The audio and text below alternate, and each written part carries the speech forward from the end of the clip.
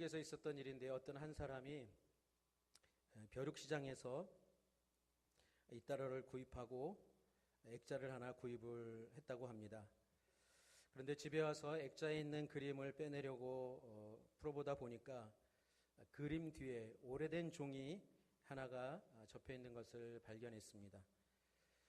그 종이를 이렇게 펴보니까 미국의 독립선언서였던 것입니다.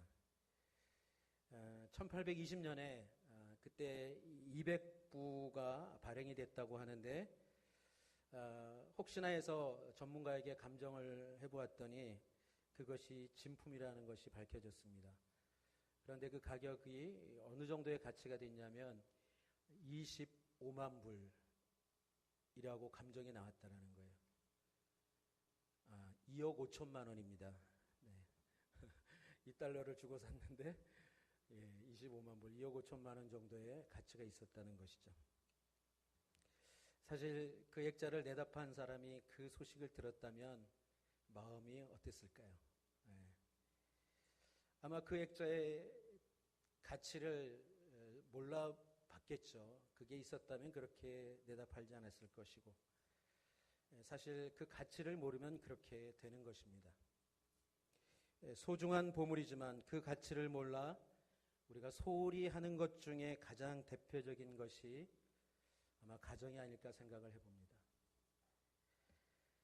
사람들은 가정이 얼마나 소중하고 큰 복인 줄 사실은 살아가면서도 잘 모르는 것 같습니다.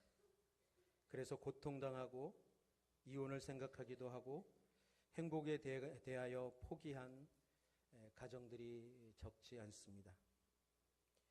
그러나 가정은 하나님께서 우리에게 주신 가장 큰 축복의 선물이라는 것입니다. 믿으십니까? 네. 하나님께서 만물을 창조하실 때 창조하신 후에 좋았더라라고 말씀하셨죠. 그런데 아담과 하와가 함께 살게 하신 후에는 뭐라고 말씀하셨냐면 심히 좋았더라라고 말씀하셨어요. 그러니까 창조하신 그 만물을 보시면서 좋았더라고 말씀하셨는데 창조하신 그 두 사람이 한 가정을 이루고 부부로 살아가는 그 모습을 보면서 어떻게 해요? 너무 좋았다라는 거예요. 가정은 하나님의 완전한 걸작품이었다는 것이죠. 그러나 현실에서 우리가 경험하는 가정은 어떨까요? 다 그런 것은 아니지만 그렇지 못한 것이 현실인 것 같습니다. 속담에 이런 말이 있습니다. 연애는 단꿈이요, 결혼은 꿈을 깨는 자명종이다. 언젠가 뉴스를 들었는데 1년 동안 부부싸움 때문에 119 구조대가 출동한 횟수가 1년 동안에 1353건이었던 해가 있다고 합니다. 하루 평균 거의 4가정입니다. 정말 놀랄 일입니다. 119는 불났을 때 출동하는 줄만 알았는데 진짜 끄기 힘든 불은 부부싸움 때문에 일어나는 불인 것 같습니다. 이미 알려진 이야기입니다만 예전에 TV 프로그램 가운데 좋은 세상 만들기라는 그런 프로그램이 있었습니다. 할아버지 할머니들이 나오셔서 덕담을 나누시면서 그렇게 잘 사는 모습을 보여주는 그런 가족 프로그램이었는데요. 그 프로그램 진행 중에 한 가지가 단어, 낱말 맞추기였습니다. 단어를 이렇게 보여주면 할아버지가 설명을 하고 그 설명을 듣고 할머니가 그 단어가 무엇인지 맞히는 것이었습니다. 사회자가 보여준 카드는 뭐였냐면 천생연분이었어요. 천생연분. 그러니까 할아버지가 미소를 머금으면서 이건 너무 쉽다라고 생각을 하고 회심의 미소를 지으면서 할머니에게 설명합니다. 할멈, 우리처럼 서로 오래 잘 사는 사람을 뭐라고 하지? 할머니가 잘 못 알아듣는 거예요. 왜 우리 같은 부부를 뭐라고 하냐고 할머니가 뭐라고 대답을 했겠습니까? 왼수. 방청석은 갑자기 폭소가 터진 것이죠. 그러자 할아버지가 아니 2글자 말고 4글자 있잖아 이 할망구야. 그랬더니 할머니가 뭐라고 대답을 하면 그거 평생 왼수. 할아버지는 천생연분이라고 생각을 하고 있는데 할머니는 어떻게 해요? 평생 왼수라고 여기고 살아온 것이죠. 혹시 이 자리에 그런 분 안 계시겠죠? 사실 그냥 웃고 넘기기만 할 수 없는 일인 것 같습니다. 뭔가 가정에 대한 이해가 서로 다른 오늘날의 가정을 그대로 보여주는 것 같은 생각이 들기 때문입니다. 행복해야 할 가정이 왜 이렇게 되었을까요? 성경은 가정의 아픔과 그 타락을 아담과 하와의 선악과 사건에서부터 이야기합니다. 부부 사이에서, 가정에서 하나님이 더 이상 하나님 되지 못하는 순간부터 부부는, 가정은 하나님이 디자인하신 원래 모습과는 전혀 다른 모습으로 변해가고 변질된다는 것입니다. 하나님이 원래 디자인하신 가정의 모습은 이렇게 아파하고 신음하고 깨어진 가정의 모습이 아닙니다. 오늘 우리가 읽은 본문은 하나님이 복 주시는 가정이 어떤 가정인지를 시편 기자를 통해 분명하게 보여주고 있습니다. 만약 오늘 이 시편이 다윗이 직접 지은 것이라면 더더욱 그가 얼마나 이런 가정을 사모하고 열망했는지를 알 수 있어서 사실은 마음이 짠합니다. 다윗은 많은 아내가 있었죠. 그렇기 때문에 많은 자녀들이 있었습니다. 그렇지만 그 가정은 행복하지 못했습니다. 형제들끼리 죽입니다. 그리고 어떤 아들은 반역까지 합니다. 다시 한번 우리 시편 128편 2절부터 6절까지 다시 한번 읽어보면서 다윗이 이 시편을 썼다면 어떤 마음이었을지 한번 같이 느껴보았으면 좋겠습니다. 2절부터 시작. 내가 내 손으로 수고한 것을 먹을 것이요 내가 행복해지고 잘 되리라. 내 아내는 내 집안 곳곳에서 열매 맺은 포도나무 같겠고 내 자식들은 올리브 나무들처럼 내 식탁 주위에 둘러앉으리라. 여호와를 경외하는 사람은 이런 복을 받으리라. 여호와께서 시온에서 내게 복 주시리라. 너는 평생토록 예루살렘이 잘 되는 것을 보리라. 내 자식의 자식들을 보기까지 하리라. 이스라엘의 평화가 있기를. 여러분, 그렇다면 하나님을 믿는데도 행복하지 않은 가정은 무엇이 문제일까요? 하나님이 약속을 지키시지 않으시는 것 같은 혹시 하나님 문제일까요? 아닙니다. 그것은 우리가 하나님께서 복을 주시도록 이미 복을 주시겠다고 약속하셨음에도 불구하고 그 하나님의 말씀대로 순종하며 살지 않기 때문인 것이죠. 예수님께서 물론 천국 비유를 말씀하시면서 하신 말씀이지만 복은 농사처럼 심는 대로 거두는 것이라고 사실은 말씀하신 것과 똑같습니다. 마태복음 13장 24절 말씀입니다. 함께 읽겠습니다. 시작. 예수께서는 또 다른 비유를 들어 말씀하셨습니다. 하늘나라는 어떤 사람이 자기 밭에 좋은 씨를 뿌린 것에 비유할 수 있다. 하나님께서 복을 주시는 가정은 좋은 씨를 뿌렸기 때문이라는 것입니다. 그러면 행복을 거둘 그 좋은 씨는 무엇일까요? 오늘 우리가 읽은 1절과 4절 말씀 다시 한번 보겠습니다. 시작. 여호와를 경외하며 여호와를 경외하는 사람은 누구나 그분의 길로 행하는 사람은 누구나 복이 있도다. 4절. 여호와를 경외하는 사람은 이런 복을 받으리라. 그렇습니다. 오늘 이 말씀을 보면 여호와를 경외하는 것이 가정 행복의 씨라는 거예요. 제가 한번 여러분들께 물어보겠습니다. 여러분의 가정은 정말 하나님을 경외하는 가정인가요? 여러분, 어느 가정에나 왕이 있습니다. 왕이 다 있죠. 여러분의 가정에서는 누가 왕입니까? 여러분의 가정에서는 누가 가장 높임을 받습니까? 혹시 남편입니까? 아니면 아내입니까? 아니면 자식입니까? 다시 한번 묻습니다. 정말 하나님이 여러분 가정의 왕이십니까? 가정에 있어서 가장 중요한 것은 무엇인가? 우리는 아니라고 얘기하면서도 늘 성공, 잘 되는 것, 그리고 돈, 이런 것을 끊임없이 사실은 추구하죠. 사랑하는 성도 여러분, 부모가 자녀에게 물려줄 가장 귀한 유산은 부모가 진정으로 하나님을 경외하는 것을 보여주는 것입니다. 다른 사람들은 모를 수 있어요. 그러나 자녀들은 부모가 가장 중요하게 여기는 것이 무엇인지 압니다. 야, 너 공부 잘해야지 성공할 수 있어. 공부 잘해야지 좋은 대학 갈 수 있어. 야, 예배보다 지금 시험 기간인데 공부해야지. 이게 오늘 우리의 사실은 현실이죠. 자녀들은 부모에게 말은 하지 않지만,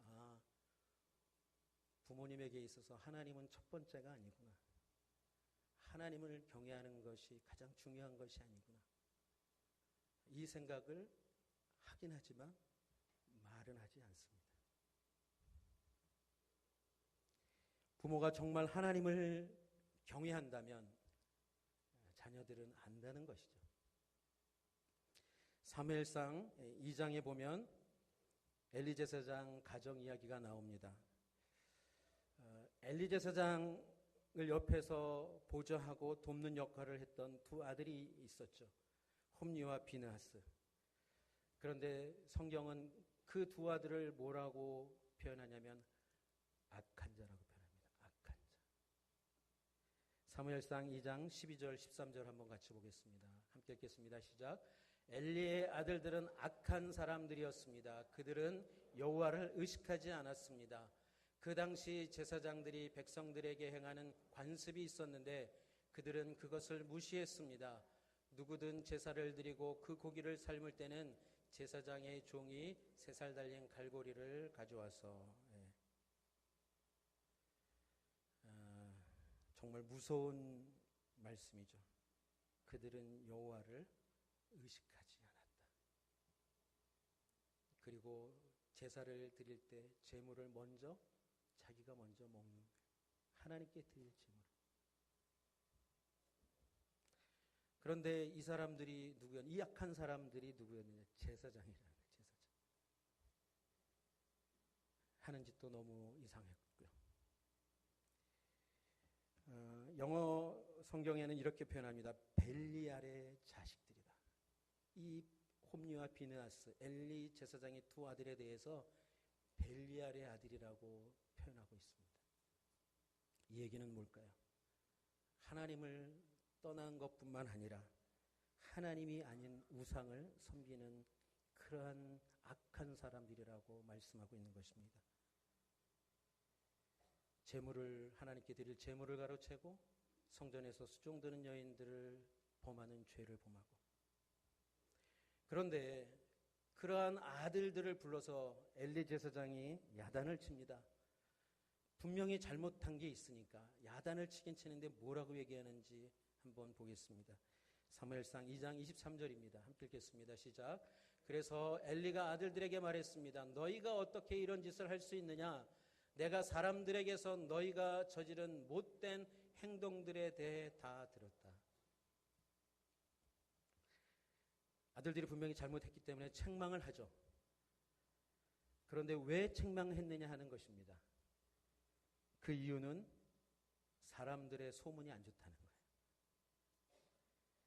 아들들이 하나님 앞에 범죄한 것에 대해서 가슴을 치고 자식들을 호되게 때리든지 쫓아내든지 해야 할 텐데 아버지 엘리가 신경 쓴 것은 하나님이 아니라 사람들의 말이었다는 거예요.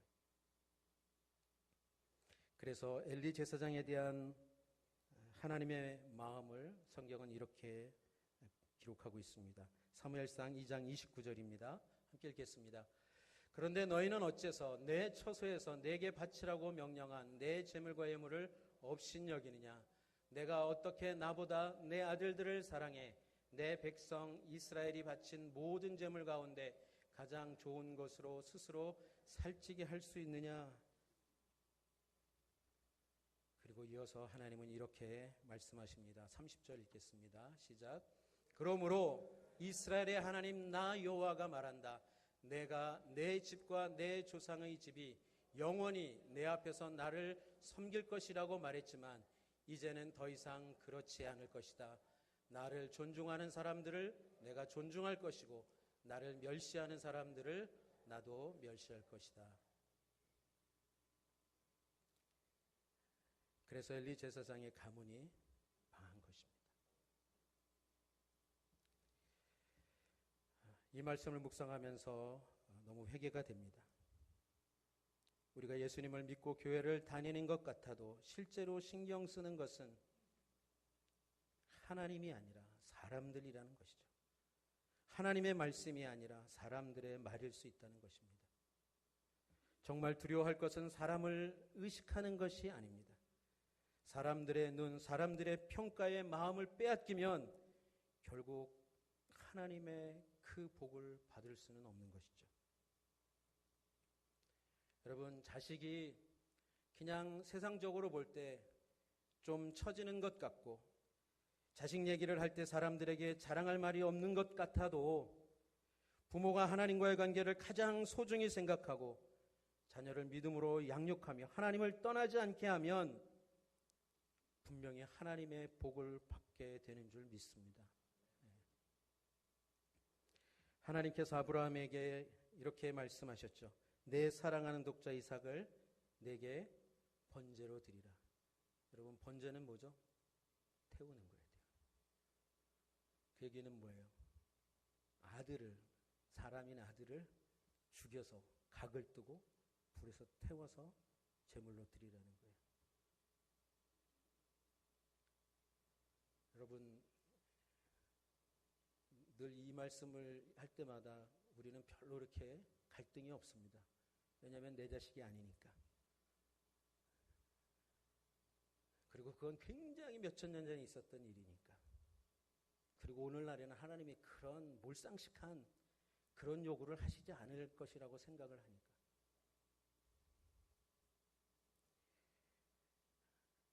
여러분, 그 당시 아브라함이 하나님의 이 말씀을 들었을 때 그 마음이 어땠을까요? 아마 마음이 무너져 내렸을 거라고 저는 생각을 합니다. 그리고 온갖 생각이 다 들어왔을 거예요. 그리고 고민도 했을 것입니다. 그러나 아브라함에게 있어서 아들이 더 중요한가? 하나님이 더 중요한가?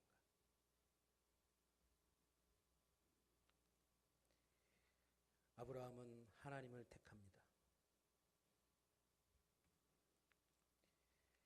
아브라함이 이삭을 칼로 내리치려고 했을 때 하나님이 뭐라고 말씀하셨는가? 창세기 22장 12절입니다. 함께 읽겠습니다. 천사가 말했습니다. 그 아이에게 손대지 마라. 그에게 아무것도 하지 마라. 내가 내 아들 곧 내 외아들까지도 내게 아끼지 않았으니 이제 내가 하나님을 경외하는 것을 내가 알았노라. 여러분, 부모라면 자녀를 아끼지 않는 부모가 어디 있겠습니까? 하나님은 그러한 부모의 마음을 모르시는 분일까요? 아니요, 너무 잘 알죠. 왜냐하면 하나님은 독생자이신 예수 그리스도를 십자가의 제물로 우리에게 내어주셨기 때문에 그 고통을, 그 아픔을, 그 상실감이 무엇인지 여러분, 하나님은 모르시는 분이 아니십니다. 여러분, 착각하시면 안 됩니다. 하나님은 말씀만 하시는 분이 아닙니다.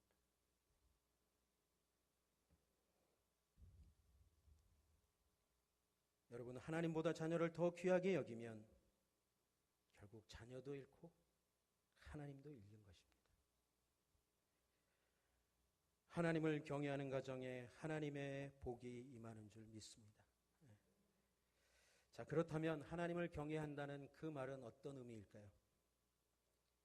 하나님이 왕이라는 것이죠. 하나님이 왕이시라는 거예요. 여러분, 그래서 우리가 정신을 똑바로 차리고 살아야 됩니다. 세상은 여러분 정말 만만치 않습니다.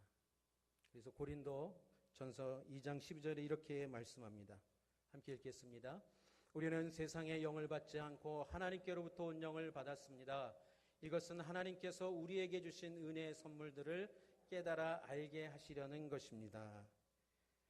여러분, 사람마다 마음의 중심에 무엇이 있느냐는 것입니다. 성령이냐 세상의 영이냐 둘 중에 하나입니다. 여러분, 가정도 마찬가지입니다. 하나님의 성령이냐 세상의 영이냐 둘 중에 하나예요. 여러분, 마귀는 하나님의 그 완전한 걸작품 가정, 그 에덴 동산에서 행복했던 아담 부부를 죄를 짓게 하고 불행하게 만든 원수 아니겠습니까? 여러분, 그 마귀는 그때 그 일을 하고 끝난 것이 아니라 오늘도 마귀는 계속하여 모든 부부를, 모든 가정을, 모든 자녀들을 불행에 빠뜨리려고 지금도 역사하고 있다는 것입니다. 마태복음 15장 25절부터 28절 상관절까지입니다. 한번 같이 보겠습니다. 시작. 그런데 사람들이 모두 자고 있는 동안 원수가 와서 밀 가운데 가라지를 뿌리고 도망갔다. 밀이 줄기가 나서 열매를 맺을 때 가라지도 보였다.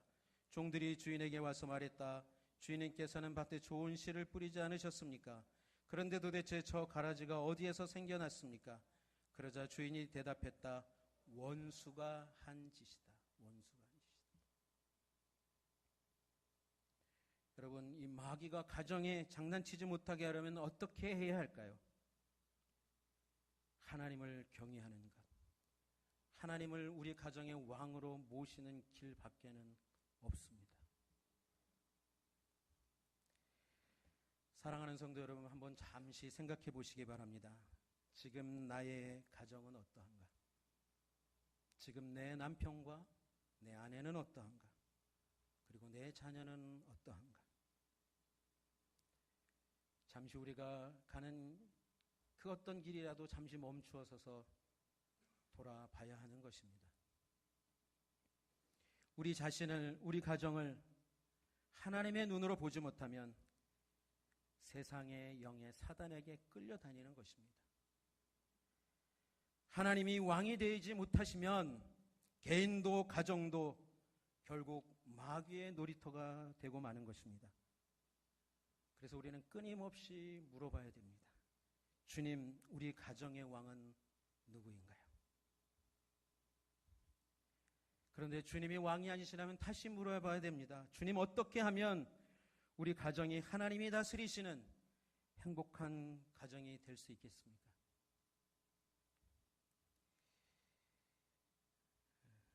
일부 예배 때는 이 예화를 말씀드렸는데 사실 오늘 대표 기도를 오신 우리 허피루 장로님과 권사님 두 따님을 보면서 제가 오늘 준비했던 예화를 들지 않고 우리 장로님 잠깐 아까 올라오기 전에 말씀 나눴는데요. 장로님들이 오시면 보통 혼자 오시든가 아니면 아내 되시는 우리 집사님이나 권사님 함께 오십니다. 근데 저는 자녀가 같이 온 경우는 처음 봤습니다. 그래서 짧은 시간이지만 제가 여쭤봤어요. 아니, 어떻게 이렇게 같이 오게 됐는지. 그런데 우리 두 따님이 뭐 나이를 얘기해도 되겠죠? 네. 31살, 그다음에 27이라 그랬나요? 네. 근데 이 나이면 아버지를 따라다닐 나이가 아니잖아요. 그리고 같이 가자 그래도 같이 안 다닐 나이잖아요. 근데 아빠가 오늘 대표 기도를 하기 때문에 엄마랑 같이 중보하기 위해서 오셨다는 거예요. 네. 제가 아까 말씀은 못 드렸지만 목사보다 훨씬 정말 복된 가정이 아닌가 그런 생각을 해봤습니다. 여러분, 왜 제가 이 말씀을 드리냐 하면 이 시대에 우리 자녀들은 어떻습니까? 초등학교만 고학년만 돼도 뭐 중학생은 말할 것도 없고 고등학교, 대학생 되면 부모 신앙 따로 자녀 신앙 따로입니다. 부모의 신앙을 보고 자녀들이 따라가기보다는 이제는 내가 성인이 됐으니까, 그리고 세상의 교육은 이제는 네가 가장 중요하다, 너의 결정이면 뭐든지 할 수 있다,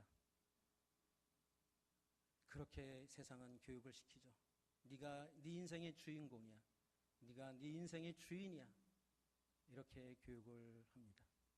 그리고 자녀들은 그 교육이 맞는다고 생각을 하고 이제는 하나님을 믿고 교회를 다니면서도 부모의 신앙, 부모의 믿음, 그리고 하나님의 말씀의 그 가르침에 순종하지 않습니다. 내가 하고 싶은 대로 내 뜻대로 하는 것이 이 시대의 우리의 가정의 또 자녀들의 모습이 아닐까 생각을 해봅니다.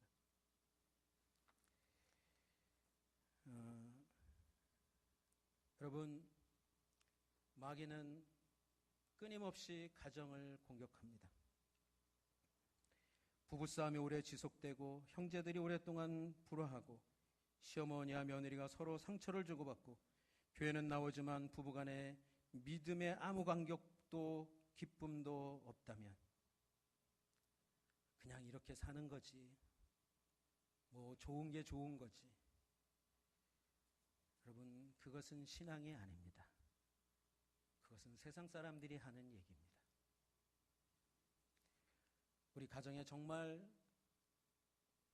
그 영적 해결해야 될 그 문제가 무엇인지 오늘 하나님께서 분명히 말씀하시는 부분이 있다면 그것을 하나님 앞에 의탁하고 부부가 또 자녀들이, 가족들이 함께 기도할 수 있기를 주님의 이름으로 축복합니다. 예. 사랑하는 여러분, 하나님은 어떤 가정이 복받은 가정인지를 오늘 말씀을 통해 분명히 가르쳐 주십니다.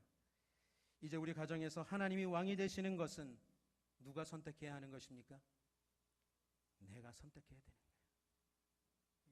하나님은 이미 우리에게 왕이 되신다고 말씀하셨고 내가 너희 부부의, 너희 가정의, 가족의 왕이라고 말씀하셨지만 그 왕을 인정하고 받아들이고 그 왕 말씀에 순종하고 살아가는 것, 그것은 누가 해야 되는 것인가요? 우리가 해야 되는 거예요. 여호수아의 고백을 한번 같이 보겠습니다. 여호수아 24장 15절 말씀입니다.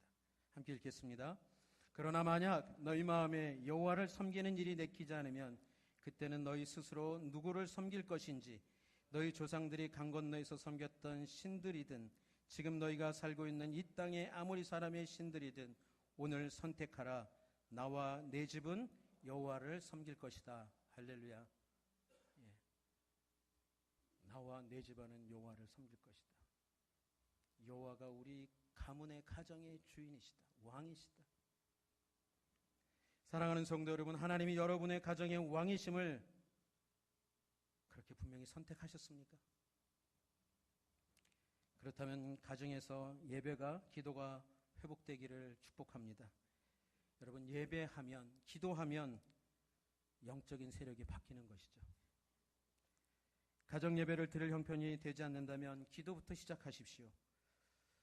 어떤 아내는 몸이 아파 누웠을 때 남편이 자기 머리에 손을 얹고 기도해 줄 때 하나님의 은혜를 느끼고 행복했다고 그런 고백을 합니다. 그리고 어떤 남편분은 사업이 정말 힘들 때, 죽을 것 같을 때 아내가 밤을 새워가면서 기도하는 모습을 보면서 다시 마음을 새롭게 하고 하나님을 바라보며 그 사업을 다시 일으켜 세웠다라는 그런 간증을 듣습니다. 아까 말씀드린 우리 장로님 가정도 예전에 우리 자녀 따님들이 어릴 때 매일 출근하면서 자녀들을 축복하고 기도해주고 권사님을 위해서 기도하고, 그러한 하나님이 가정의 주인 되시고 왕 되심을 고백하고 하나님께 의탁하는 그 마음이 있었기 때문에 그렇게 하실 수 있었던 것 아니겠습니까? 오늘 저희 평택원누리교회 처음 오신 분들이 혹시 있을지 모르겠습니다. 교회 올 때 아마 어떻게든 교회 주소를 알아보시고 네이비게이션에 입력하고 그 네이비게이션을 따라 아마 오셨을 것입니다. 혹시 그게 익숙하지 않은 분들은, 뭐 대중교통편으로 오시는 분들은 어떻게 가야 되는지 물어보고 아마 교회를 찾아오셨겠죠. 여러분, 이 교회를 오는데도 제일 중요한 것은 그 가는 길을 알아야 되는 것입니다. 길을 모르면 그 목적지를 분명히 찾아갈 수 없는 것입니다.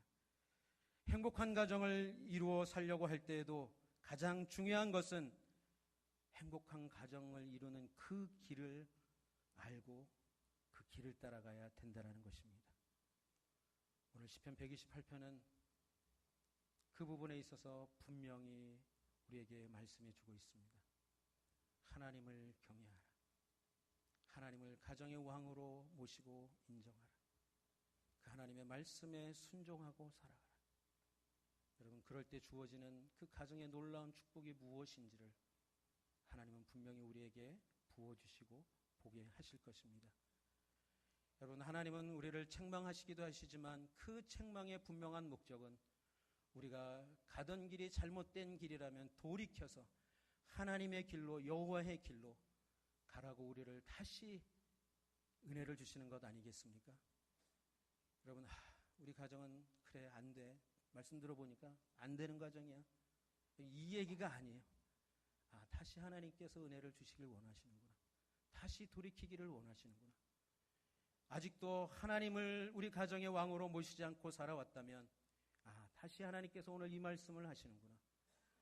우리 자녀들에게 진정으로 물려줄 믿음의 유산은 다른 것이 아니라 하나님을 경외하고 하나님을 왕으로 모시고 그 하나님을 사랑하고 하나님 말씀에 순종하며 살아가는 것이구나. 여러분, 이 길로 다시 가라고 오늘 우리에게 하나님께서 권면하시는 것입니다. 우리에게는 이 은혜가 있음을 잊지 않고 오늘 주님 앞에 나아갈 수 있기를 바랍니다. 시편 128편 1절부터 6절까지 한 번 더 읽고 마무리하도록 하겠습니다. 시작. 여호와를 경외하는 사람은 누구나 그분의 길로 행하는 사람은 누구나 복이 있도다. 내가 내 손으로 수고한 것을 먹을 것이요 내가 행복해지고 잘 되리라. 내 아내는 내 집안 곳곳에서 열매 맺은 포도나무 같겠고 내 자식들은 올리브 나무들처럼 내 식탁 주위에 둘러앉으리라. 여호와를 경외하는 사람은 이런 복을 받으리라. 여호와께서 시온에서 내게 복 주시리라. 너는 평생토록 예루살렘이 잘 되는 것을 보리라.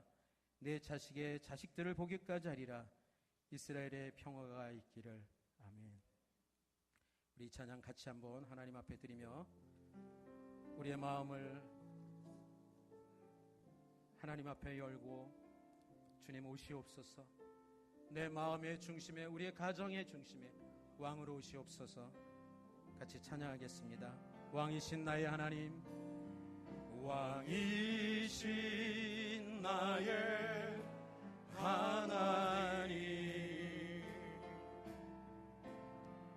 내가 주를 높이고 영원히 주의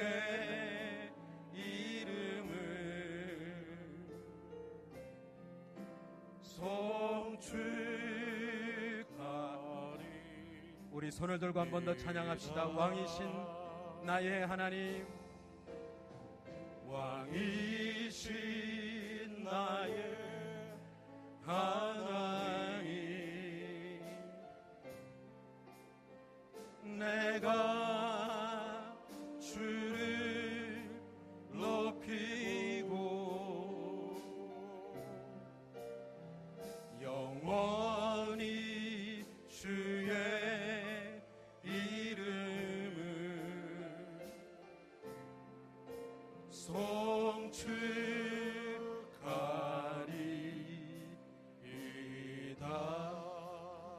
이 시간 자신을 의탁하면서 또한 가정을 주님께 의탁하면서 주님, 내가 주님을 믿는다고 하면서도 내가 주님의 은혜 가운데 살아간다고 하면서도 주님이 나의 왕이심을 인정하지 못하고 내 삶에, 우리의 가정에 그렇게 왕으로 모시지 못했던 것을 용서해 주시옵소서. 오늘 이 시간 내 영혼 가운데, 내 삶 가운데 왕으로 자정하여 주시옵소서. 우리 가정 가운데 왕으로 임하시옵소서. 우리가 한번 의탁하며 기도하겠습니다. 하나님 아버지, 하나님의 복된 가정, 하나님의 복된 사람으로 살아가는 그 놀라운 은혜는 하나님을 경외하며 하나님이 내 인생에 우리의 가정에 왕이 되시며 주인 되심을 날마다 순간마다 인정하며 고백하며 그렇게 주님 앞에 나아가는 것입니다. 하나님 아버지, 불쌍히 여겨 주시옵소서. 내가 내 인생의 주인이 되어 내가 우리 가정의 주인이 되어 살아왔던 죄를 용서하여 주시옵소서. 하나님을 존중하는 자에게 존중하시며 하나님을 멸시하는 자에게 멸시하시겠다고 말씀하신 하나님의 말씀을 기억하게 하여 주시옵소서.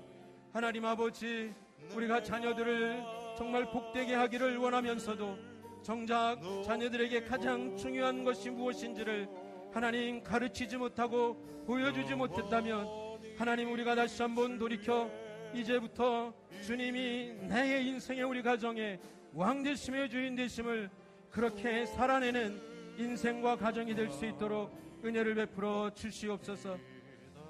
이 시간 우리 평택원 누리교회뿐만 아니라 한국교회를 위해서 기도할 때 교회 안에 하나님이 왕 되심을 인정하지 못하고 사람이 주인 노릇 왕 노릇하려고 하는 모든 세상의 영들은 떠나가게 하여 주시옵소서. 오직 하나님만이 교회의 왕이십니다. 주인이십니다. 하나님, 이 은혜가 임하게 하여 주시옵소서. 우리가 한번 교회를 위하여 기도하겠습니다. 하나님 아버지, 그렇습니다. 하나님, 우리의 교만, 우리의 악함 불쌍히 여겨 주시옵소서. 하나님이 은혜로 교회를 세워주셨음에도 불구하고 하나님, 사람이 주인 노릇하려고 하며 사람이 왕 노릇하려고 하는 하나님 교회들마다 하나님이 은혜를 주실 수도 없고 하나님의 역사를 하나님 일으킬 수도 없는 것을 하나님, 우리가 다시 한번 회개하고 정말 주님만이 우리 교회의 왕이 되시며 주가 되시며 하나님, 우리가 주님 앞에 온전한 헌신과 순전과 하나님 믿음으로 나아가야 됨을 다시 한번 깨닫게 되는 우리 평택원 누리교회와 한국교회가 되게 하여 주시옵소서. 하나님, 세상의 영은 떠나가게 하여 주시옵소서. 분열의 영은 떠나가게 하여 주시옵소서. 교만의 영은 떠나가게 하여 주시옵소서. 시기와 실태 영은 떠나갈지어다. 하나님 아버지, 우리 안에 세를 행하시옵소서. 주님, 우리 평택원 누리교회 가운데 왕으로 자정하여 주시옵소서. 할렐루야.